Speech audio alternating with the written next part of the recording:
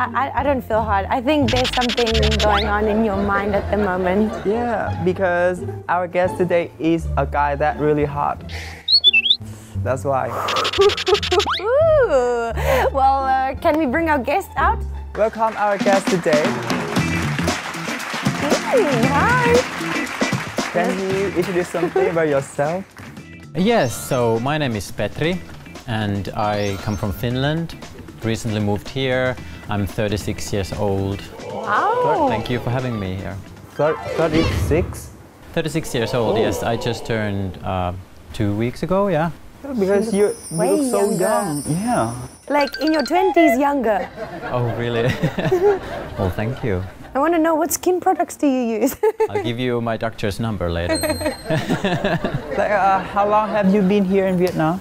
It's been like almost exactly a month now, yeah. Why did you come to Vietnam? Well, it was actually very sudden and not planned at all. Last spring, my former employer, he has a company here. Oh. And he just texted me like, we might need someone like you here. We're making the Vietnamese branch bigger and we need someone who can also talk to the Finnish people and everything. So I was like, Vietnam, really? I had no idea about the place. I've never been here before, but it sounded like such an adventure. So I just wanted to take the chance and here I am. I really like your accent. Oh, thank you. Have you heard the Finnish accent before? No. But I can see that you like all the things about him. That's not me, that's you! You! You just said that he's hot! He was flooding! Oh, I'm so flattered, thank you. What kind of business are you doing in Vietnam? Well, the company I'm working for is a Finnish company to do with consulting, mostly like chemical consulting, doing like export and import. I'm there for administrative work mostly, yeah. So it's exciting and very international, so yeah. Does that mean you're going to be living here for a long time? I think so, yeah. There's no plan like for how long, so I'm hoping for a long time because I really like it so far and yeah, no plans yet, so I think I'm going to be here for a while. So you stay here for 1 month. Yes. What have you experienced here? Well, I feel like I haven't really seen a lot yet. I've only been to Saigon so far and working a lot because I'm getting used to my new job. And it's such a big place, even just the city. So there's so much to explore, but yeah. District 1, I live in District 2, so I kind of go between those. But I think there's so much more to see. I'm very excited. So, did you make friends with some guy in Ho Chi Minh City? Yeah, actually yes, because my colleagues have been here for a little over a year, so they know some people. So I've gotten to know some local people and some other expats also, and I've made friends already, and it seems so nice, yeah. Any hot, loving friends? Well, you know, there are some guys, yeah, definitely. The dating seems pretty vibrant, so yeah, there may be something going on, but Hey, this is exciting. yeah, a lot of options anyway. For you, yes, because you're such a handsome man. Thank you. And which thing do you like the most here? Like food or? Well, actually, food was one of the most anticipated things here when I came because I'm a foodie and I love Asian food. Vietnamese cuisine was a new thing for me. So when I came here, I was like, oh my God, the food is so good. I'm gonna stay. So that was like the #1 thing, yeah. But everything else also. Which kind of food do you like phở or cơm tấm? For example, yes. Yeah, I love pho. I usually eat it for like lunch or something. That's one of the best things here. But anything, we just go into like a Vietnamese restaurant and we order the table full. I don't even know what I'm eating half the time. I'm just like, this is so good. Bring me more. So get back to your childhood. When you realized that you are different from the other boys? I think as long as I can remember, I've kind of knew that there's something different, but it's hard to put into words. You don't know the terms, you don't actually even know what it is when you're very young. So I think around when I went to school, like maybe 7, 8 years old, I started to maybe realize something. The boys stuff seemed to be like hard for me, sports and being like very macho and stuff like that. It's like, no, let's play here with the girls. I think that sometimes it's easier to identify when you feel a bit different and you feel like, okay, this is what the girls are doing. It somehow feels more natural to me, even though I know I'm a boy and that's who I am. But yeah, I think in elementary school I started to feel different, yeah. Did it give you any difficulties? Yeah. Not at first. I think my childhood was very happy. I think it was more when I was in junior high and I started to realize more, like maybe I'm gay, or I knew these things out there that some people feel attracted to the same sex, and then you're like, no, I don't want to be, and then you all have all these feelings. I think at the time it started to be more difficult because you can see that people are more prejudiced and the other kids can be very mean and there's some bullying, so there were like inner battles happening inside of you. Yes, and it's not helping when you see that it's not okay for like the other kids, and there was some bullying. I'm from a small town, so when I was younger I think it was like we were much more on the spotlight then, and much more bullying in that sense, and there wasn't anyone saying that this is okay and you might be like this, and yeah, I really struggled with that when I was younger. Yes. Did your mom and dad see something different about you? Yeah, well, my family, I think they kind of knew from very young age because I was very different, and I have 2 older brothers, so I was very different from them. And they were into sports and they were like much more boyish in a way, and I was much more sensitive, and especially my mom, she always knew, but we didn't talk about it a lot. And I didn't really feel like a pressure from my family. I didn't feel like maybe they won't accept, but I think more like the community around us and people at school, and you just don't want to be different. I was a sensitive, very like shy boy, so just the thought of being different was horrible, you know, I just wanted to fit in. So did you ever feel like you were having like a competition with your brothers? Were they loving towards you, or were they bullying you at any point? No, my brothers were always very sweet to me. They were never like mean to me at all. And there was no competition. Sometimes I feel like my oldest brother is like this perfect example of a child. He's done very well at school and professionally and married and has kids and been always like this model citizen kind of. So I think I've always kind of compared myself to him, maybe the rest of our family also, but not in that sense. There was no bullying, or I never felt that kind of pressure. I feel very safe at home when I was young, and I was very like lucky with that, with my family anyway. And when you decide to come out with your family? I think I was 16 or 17 when it was first like very apparent. We didn't speak about it much. My mom maybe asked me sometime like, are you maybe attracted to guys? I was like, no, what are you talking about? I think this was maybe around 15. If mom is watching, she might be like, no, she remembers it wrong, but it was something like that. And then at 16, 17, when I started dating, so that's kind of how I just came out. It was very natural, like introducing my boyfriend and talking about like maybe going to a gay club and just keep giving these little hints, and I'm dating someone, and yeah, it's a guy, and very natural, I think, not like a big ceremonial, like I'm gay.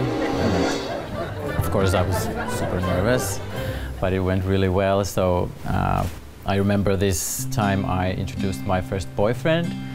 So he came over for dinner, and my sister was there with her now husband, then boyfriend, and my mom, she was telling me later on that she didn't show this to me then, but she was really nervous because she knew that my boyfriend was a bit older than I was, 7 years. And she had this image in her head like of this big hairy daddy with leather and stuff like that, because especially at that time she didn't really have that good of an image from the media or anywhere. The representation isn't that good, so that's her fear. And then my boyfriend was very normal, looked kind of similar to my age and very nice, like this good boy. I thought she was just like, yes. Thank God he's not a drag queen. Yeah, yeah, we had a good dinner and everything went fine and very natural. So when it comes to family, I was very lucky, yeah. And the love between you and said boyfriend, did it last over the years? It lasted for a few years, yeah. I moved out of my parents' place to live with him also. So it was very good and actually helped me a lot because when I was younger, going back to like my early teens, and when I was still struggling with my sexuality, even though I had it very good, I kind of struggled with my mental health because of that. So I got depressed and my school was going like not very good. I had panic attacks and everything and my mom didn't know what was going on. My family was like, what's going on? And I think this is where it came from, just from like feeling outside. And sometimes I even feel ashamed of it because I know that some people have it like much harder than me. You feel ashamed about being... Like having anxiety about it and depressed about it when I was younger. But then again, now I look at this young boy that I was like, sure, it's of course okay to feel not good about these things. So when I met my first boyfriend, I thought that helped me a lot. So I just kind of found myself and found the gay community at the same time and just... I was like, yes, I have a boyfriend, he has a car and he's picking me up with his nice car and we're going somewhere, and I felt like such a grown-up and just haha, all the bullies back at my school and got your confidence back and yeah, a safe slowly zone. I did, yeah. Safe zone for you to be yourself. Yeah. So you asking this question? You? No, your turn. Why? Your turn. Why my turn? 1, 2, 3.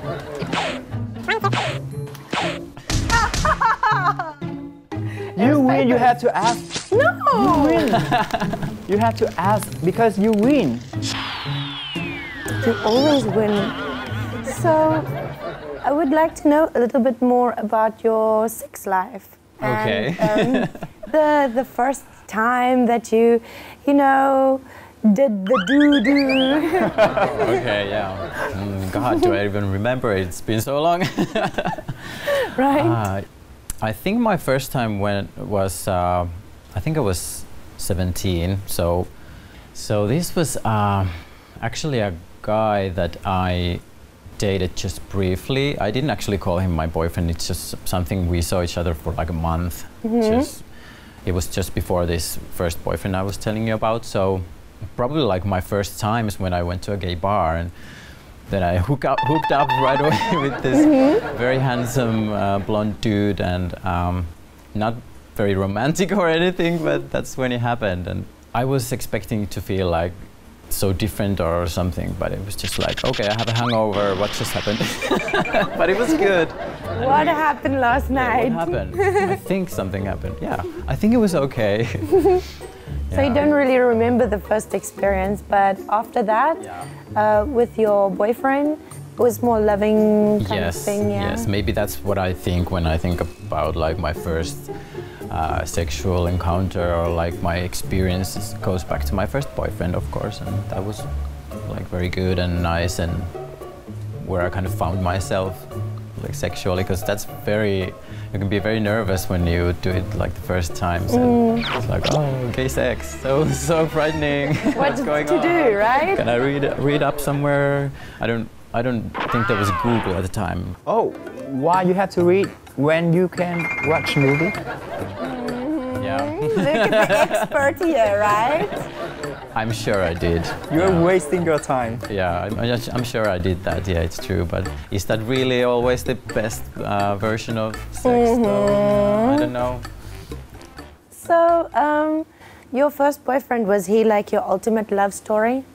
It's hard for me to think about that, or like I've never thought about it like that, because yeah, that's one of the most important ones for sure. But I think later on, it was actually just a few years ago, I think that was like, until now, the love of my life, which was it had started from a holiday, like a romance. So, holiday romance? Yeah, this very handsome young Greek guy when I was in Greece with my mom. We were on holiday and it was like lovely and everything, and then I was single. I was like very curious. I have to open Tinder and just like just look at the apps a little bit, maybe there's something. And then I met this guy and we started to talk, and I was like, I'm stuck here with my mom. Or not stuck, we had a lovely time, but you know, if you're with your mom, it's not the first thing you do is go on dates or anything. So it's like, after a few days, like, Mom, so, okay, there's this guy I've been like talking to on Tinder and I really want to meet him. Do you think it's okay if I go and have a date? Because I felt really bad about like leaving her all alone. And like, she said, okay, sure. I know she was a bit like worried, because she can be sometimes like very like, oh, we're in a weird country and a new place, and where is he? And I felt like such a little kid. I was texting her all the time, like, okay, I'm fine, maybe in an hour or maybe an hour more, and I'm still alive. And oh, such a sweet guy. Yes, we had such a nice date, and it was just perfect. We met a few times before I had to go back to Finland, and we stayed in contact, and there it was. We decided to start seeing each other as a long distance relationship, which was not easy, by the way. We did it for maybe a couple of years. We went back and forth a lot, and I was so in love, and it was so nice, and we were both like very into it. It was very expensive for one thing, and being apart was very difficult, but then when we met, if it was in Finland or we went to Rome also, and to Greece, of course, it was always so perfect, just like a fairy tale or something. Heaven. Yes, and slowly I started to think that maybe we should think about our future. If like at some point there's an option that we could live in the same country and just see where our lives are going, if there's a possibility for that. And when we started to talk about that, we kind of just found out we didn't have the same goals after all. And I told him, like, it doesn't have to happen now, but like at some point in the near future, like 1 year, 2 years, 3 years, whatever, like, can we plan a little? But I don't know, I think he just kind of got scared or something, and it was such a disappointment, you know, all the time invested in this very hard long-distance relationship. I was very heartbroken at the time, yeah. We just kind of left things like that, like, okay, we'll just see what happens, but it didn't go well, and then I wasn't maybe the best boyfriend at the time, because my mind was kind of elsewhere, and then we just decided to break it up, and I was so sad. Yeah, it's been a few years now, so I've gotten over it, but when I think about it, I think that was kind of like, it was it. You can feel it, right? You can still feel like how loving you are towards that memory. Yes, yes. I'm glad that I have like a good memory still of it, and I can really look back at it fondly, and we still message and stuff, and I hope maybe see each other at some points. But sometimes it's sad. And now, are you open to love somebody new?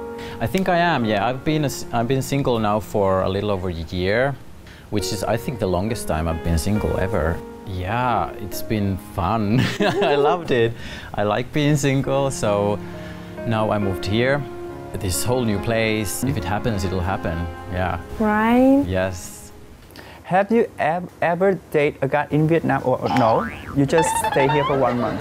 Yeah, not yet. I've had a few dates, like just met someone, but not like real dating yet, so it's all very new to me. But there's a lot of guys. I come from kind of a small town, so it's like, okay, out of guys. So it's like, here it's just like endless stream of people, and when you go out, it's just like,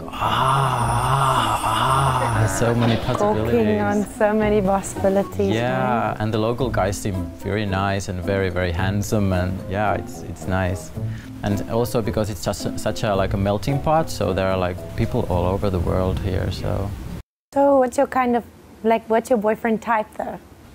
Well, this is a joke with some of my friends, because I'm one of those people, like the only people in my group of friends who has like the widest range of tasting guys ever.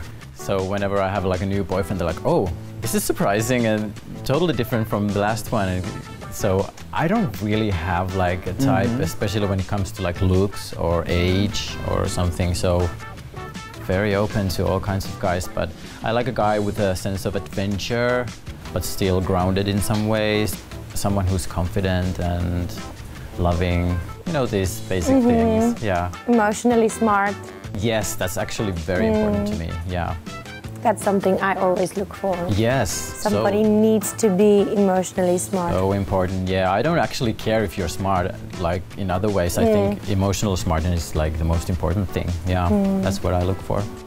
You ask the next question. Why are you Why me? shy? Why Go me? ahead. He's Why handsome me? and you are shy to ask him questions.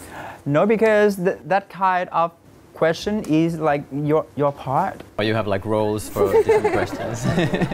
Not really, but...